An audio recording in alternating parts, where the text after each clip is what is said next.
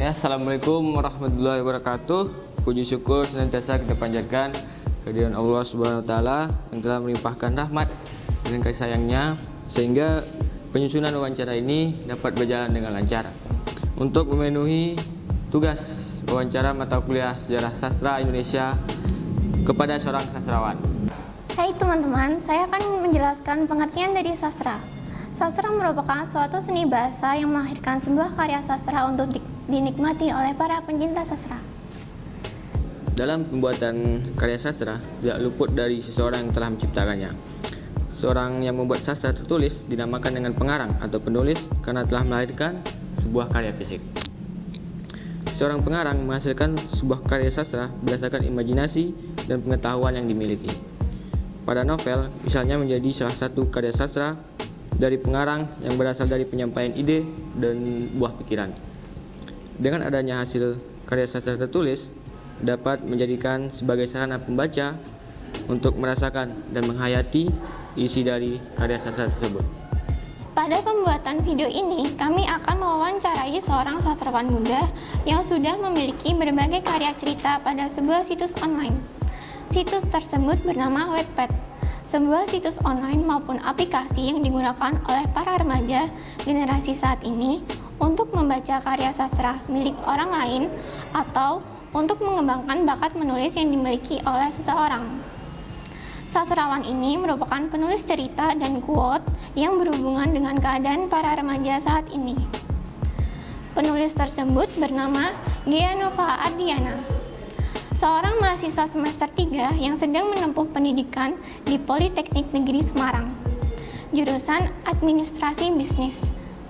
Perempuan yang sering disapa dengan nama Ghea ini telah membuat dua judul cerita pada situs Wattpad, yaitu dengan judul The Aphrodite dan Tosca. Meskipun kedua judul tersebut masih berjalan ongoing, tetapi tidak membuat Ghea patah semangat untuk mengembangkan karya lainnya. Mbak Ghea juga memiliki sebuah podcast yang berhubungan dengan realita yang dihadapi oleh para remaja. Podcast ini bernama Afeksasi Malam. Bukan hanya aktif dalam mengembangkan kemampuan bakat tulis-menulis, Mbak Ghea juga memiliki kemampuan lain, seperti aktif dan memiliki kemampuan dalam public speaking, serta memiliki jiwa kepemimpinan pada sebuah kelompok atau tim. Selain itu, beliau turut aktif terjun mengikuti berbagai macam organisasi di sekolah, kampus maupun umum di luar bidang tulis-menulis. Halo, selamat siang. Kenalin, aku Berta dari Sastra Indonesia Angkatan 2020. Aku bawa temen nih. Namanya siapa? Nama aku Rian. Jadi siang ini kita kedatangan narasumber nih. Boleh dikenalin kakaknya? Halo, selamat siang teman-teman. Perkenalkan, nama aku Ghea Nova Ardiana, biasa dipanggil Ghea, asal dari Semarang. Dari Semarang ya? Kalau boleh tahu nih, kesibukannya apa selama ini? Kalau untuk saat ini, aku lagi kuliah di jurusan Administrasi Bisnis, sama mungkin untuk kesibukan lain itu ada join di organisasi kampus juga, sama mungkin nulis di beberapa platform. Nulis ya? Kalau boleh tahu, apa tuh platformnya apa? Lewat apa gitu nulisnya? Kalau untuk saat ini itu udah ada di Wattpad, Instagram pribadiku, sama ada satu platform Instagram khusus untuk tulisan-tulisanku. Nah, untuk next projectnya itu ada di Novelmi rencananya. Oh gitu. Kan kalau di buku itu kan sama di Wattpad beda tuh. Kalau kamu sendiri itu nulisnya beda genre atau gimana gitu? Kalau misal beda, kenapa bisa kepikiran gitu? Nah, sebenarnya untuk di Wattpad sendiri itu kan lebih fokus ke cerita seperti novel yang kontinu dan ada beberapa part. Nah, nanti untuk rencana rilis bukunya sendiri ini lebih ke seperti buku-buku yang isinya tentang kumpulan quotes-quotes gitu sih. Kenapa beda genre atau beda jenis? Karena kalau yang di buku itu menurut aku pribadi lebih relate aja dan lebih gampang buat disusun daripada di novel, karena kan kalau di novel itu kan harus ada alur yang berkelanjutan gitu. Keren juga ya. Jadi kalau aku lihat-lihat nih, kayaknya karya kakaknya udah banyak ya. Sejak kapan sih kak mulai menulis kayak gitu?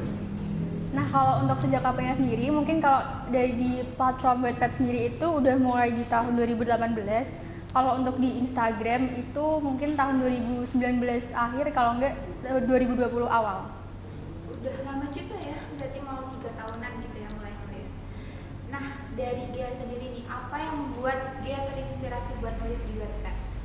Kalau untuk Wattpad sendiri, karena itu kan cerita novel ya, teens romance gitu. Jadi terinspirasi sama cerita pribadiku sendiri gitu. Dan by the way, emang peran-peran atau tokoh-tokoh yang ada di Wattpad itu emang ada di dunia asli gitu kan. Makanya supaya aku juga lebih gampang memvisualisasikan, dan juga beberapa cerita-cerita mereka tuh ada yang aku tulis juga di Wattpadku. Berarti terinspirasi dari pengalaman pribadi ya? Betul sekali. Kira-kira kalau menurut Kak Gia nih, gimana sih caranya biar bahasa dalam tulisan kakak itu tidak terkesan kaku gitu, jadi enak buat dibaca orang tuh? Kira-kira dari kakak sendiri gimana sih? Oke, gimana caranya biar bahasanya nggak terlihat kaku ya untuk sampai di orang? Kalau dari aku sendiri, yang pertama itu nyaman dulu sama cara kita nulisnya. Jadi gaya bahasa yang ada di tulisan kita itu kita nyaman dulu gitu. Terus yang kedua mungkin nyaman sama genre tulisan yang kita tulis. Nah, nanti itu akan lebih apa ya? Perasaan atau hal-hal yang ingin kita sampaikan kepada pembaca itu akan lebih sampai. Oke. Nah, selanjutnya nih, gimana sih caranya buat membangun konflik biar pembaca tuh nggak bosen gitu buat bacanya, biar ada tarik tersendiri gitu? Ini menarik nih. Oke, nah gimana caranya untuk mengembangkan konflik? Sebenarnya kalau dari aku sendiri, di awal mau nulis sebuah cerita, itu biasanya aku bagi dulu nih plot di awal, di tengah, dan di akhir, supaya nantinya pas aku mau nambahin sedikit alur itu nggak akan keluar dari rel cerita yang udah aku bikin. Nah, itu juga sebagai salah satu acuan supaya nanti ketika berhenti di tengah jalan itu nggak akan putus gitu, karena kita udah tahu nih dari awalnya gimana, pertengahannya gimana, sampai akhir yang kita inginkan tuh kayak gimana gitu.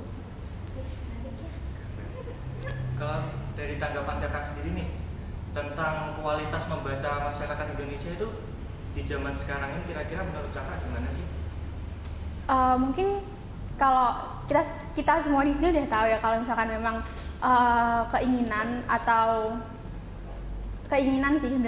keinginan masyarakat untuk membaca, terutama anak-anak muda tuh kurang gitu. Mungkin membaca tapi genre-genre tertentu gitu loh yang sering mereka baca. Nah, buat aku sendiri ini perlu digarisbawahi buat anak-anak muda terutama, karena sebuah buku atau sebuah bahan bacaan itu kan salah satu jendela dunia ya, cara mereka atau jalan mereka supaya melihat dunia lebih luas. Kalau misalkan memang kita nggak bisa main ke negaranya, mungkin kita bisa ngebaca cerita-cerita yang berkaitan tentang negara tersebut. Toh juga dengan lewat membaca itu kita jadi dapat sudut pandang baru, kita jadi dapat pengalaman yang baru gitu. Jadi nggak ada salahnya kok membaca. Oke, tadi kan sempat bahas tentang masyarakat yang kurang gemar membaca buku ya. Nah, dari dia sendiri tuh kenapa sih tetap ngambil resiko buat jadi penulis? Sebenarnya kalau buat aku pribadi, penulis itu bukan sebuah profesi gitu, karena aku nulis ini kan, jadi dulu di salah satu tulisanku aku pernah menyebutkan bahwa tulisan-tulisan ini yang aku bikin ini adalah sebuah rumah yang ketika aku nggak bisa ngomong atau cerita ke orang lain, akan aku tuliskan lewat cerita ini gitu. Nah, jadi mungkin buat teman-teman jangan takut buat nulis, karena menulis itu selain menguntungkan orang lain, itu juga nguntungin diri kita gitu, dan gak ada ruginya kok buat penulis. Selain itu nih, ini tambahan sedikit ya. Dulu aku pernah nulis bahwa kenang seseorang atau kenang sesuatu itu lewat cerita atau kata-kata, karena itu nggak akan lapuk dimakan masa. Wah, bener banget tuh, bener banget. Oke, kalau yang dari aku lihat nih, kebanyakan penulis di luar sana itu perempuan sih. Kira-kira menurut kakak sendiri nih, kenapa sih kok lebih banyak perempuan gitu yang menulis seperti ini dibanding laki-laki? Sebenarnya aku kurang setuju ya sama stigma kalau misalkan lebih banyak penulis perempuan yang lebih bisa menyampaikan perasaan lewat tulisan gitu, karena biasanya di dalam sebuah tulisan atau ketika seseorang menulis, mereka menggunakan nama pena gitu, karena mereka nggak mau nih kira-kira ini cowok nih, jadi mungkin gaya tulisannya seperti ini, atau ini cewek, jadi gaya tulisannya seperti ini. Jadi menurutku sendiri eh, mau cewek mau cowok itu sama aja. Yang penting lebih ke gimana caranya mereka supaya menyampaikan perasaan atau hal-hal yang ingin mereka sampaikan lewat tulisan. Nah, tapi tadi karena sempat disinggung kenapa nih mostly perempuan yang lebih bisa menyampaikan perasaannya karena memang kita perempuan basicnya pakai perasaan gitu. Jadi mungkin emang lebih kena aja kalau di pembaca. Bener banget, bener Gitu. banget. Jadi gender bukan jadi masalah ya Kak buat penulis karya. Sangat gak jadi masalah sih kalau buat aku. Oke, tadi kan dia kan udah nulis banyak gitu ya, mau di Wattpad, Instagram, terus mau rilis buku juga ya kan. Gimana sih cara memperoleh ide-ide kreatif gitu yang dituliskan terus akhirnya membentuk sebuah karya gitu?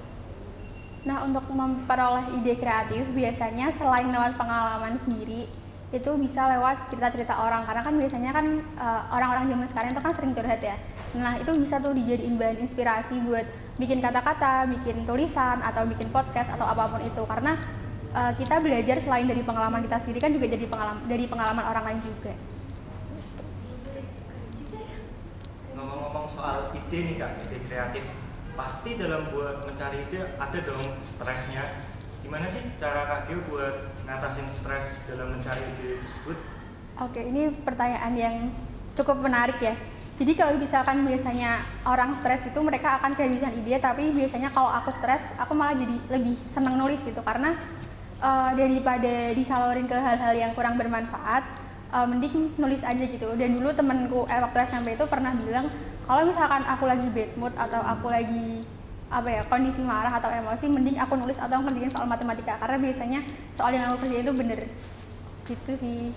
Luar biasa. Jadi produktif banget ya. Nah, kalau untuk ketakutan sendiri gitu dari Kak Gia sendiri, itu yang dihadapin tuh gimana cara ngatasinnya juga itu gimana? Kalau dulu mungkin karena mostly ceritaku di Wattpad itu kan memang berdasarkan kisah yang aku alami ya, jadi dulu takutnya tuh takut ketahuan sama temenku gitu kan. Nah, tapi kalau untuk sekarang karena udah gede juga dan pengembangan dari segi tulisan, cerita, atau hal-hal yang ada di tulisan itu kan lebih banyak, jadi mungkin lebih takutnya tuh takut ke diriku sendiri gitu, takut gak bisa ngelanjutin, karena emang aku mengakui bahwa ketika kita nulis itu butuh mood yang bagus gitu dan disesuaikan sama apa yang mau kita tulis juga gitu. Dari yang aku dengar tadi, karya kakak kan udah agak sedikit ya, ada yang di Wattpad, ada di Instagram juga kan. Kira-kira nih, kalau dari kakak sendiri, karya mana sih yang paling favorit menurut kakak? Kalau karya favorit itu sebenarnya semuanya favorit, cuman ada 2 tulisan yang ada di platform pribadiku, di Instagramku. Itu yang pertama itu ada A Letter to Myself. Jadi waktu itu aku nulis itu kira-kira di akhir tahun 2020.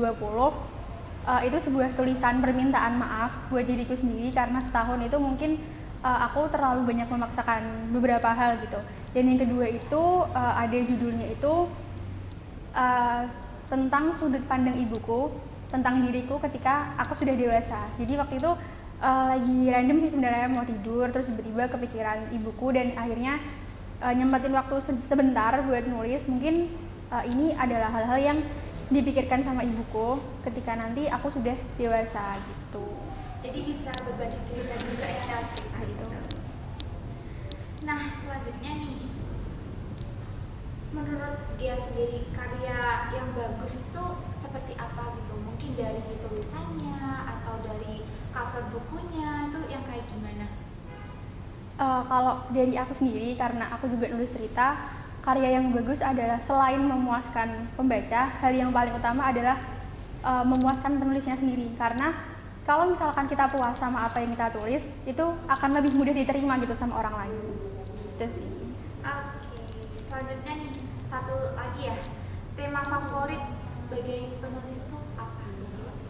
Kalau dulu mungkin teen fiction, romance gitu masih jadi paling favorit, karena ngerasain butterfly in stomach saat SMA tuh keulang lagi. Cuman karena mungkin sekarang udah gede juga dan banyak dinamika-dinamika yang ada di kehidupan ya, jadi mungkin lebih ke hal-hal yang emang banyak nilai-nilai kehidupannya gitu, supaya kalau misalkan lagi emosi nih, yaudah baca buku terus netral lagi emosinya gitu. Keren banget ya, bisa produktif gitu gabutnya. Tadi kan ada Wattpad, Instagram, sama apa tadi sebetulnya sama mau rilis buku ya, mungkin dia bisa promosiin gitu biar teman-teman juga bisa baca gitu. Oke, buat teman-teman yang mau ngebaca beberapa tulisanku, itu bisa ada di Wattpad, ketik aja GAARDN atau Afeksi dari Malam, itu boleh dibaca-baca ceritanya. Terus untuk beberapa kata-kata itu ada di dalam Instagram pribadiku, GARDN juga, sama ada beberapa tulisan di platform Instagram tulisanku, yaitu Afeksi dari Malam, dan ada podcastnya juga di Spotify, Afeksi dari Malam juga. Jangan lupa dibaca. Oke, pasti dibaca dong, nanti langsung di follow terus langsung didengerin di Spotify ya. Oke, cukup mungkin ya. Aku ngucap sama Rian ngucapin terima kasih banyak udah sempetin waktunya siang hari ini. Mungkin dari kami cukup. Dari kamu mau ada yang ditanyain nggak? Cukup sih. Atau nanti tanya pribadi ya? Ya nanti di belakang kita ngobrol. Siap. Oke, makasih dia. Makasih banyak ya. Oke. Makasih waktunya. Makasih. Jangan lupa di follow ya teman-teman semuanya. Dadah, selamat siang, jaga kesehatan. Dalam kegiatan wawancara ini mungkin sangat jauh sekali dari kesempurnaan. Oleh karena itu, kelompok kami sangat berharap saran dan kritik yang sifatnya membangun sebagai bahan perbaikan di masa yang akan datang. Akhir kata dari kami mengucapkan banyak terima kasih kepada semua pihak yang telah membantu dan berpartisipasi dalam pembuatan tugas ini. Mudah-mudahan tugas wawancara yang kelompok kami buat dapat bermanfaat bagi para penikmatnya. Sekian dan terima kasih. Wassalamualaikum warahmatullahi wabarakatuh.